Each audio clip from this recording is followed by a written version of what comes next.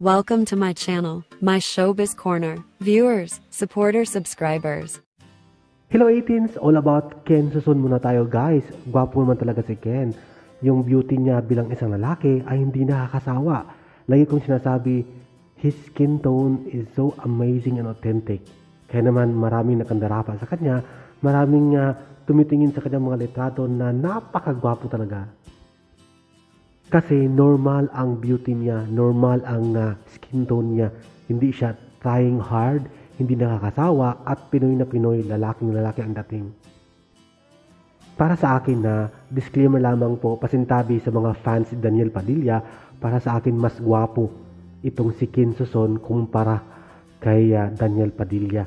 Dahil kung maging artista itong si Ken Susun at maging singer din, bloom ang kanyang career. Marami siyang mga fans, dagdag ang kanyang pugi point sa pagiging singer at magaling kumanta, at tingnan mo naman maraming humiya at tumitili sa kanya once na mag-perform siya on stage.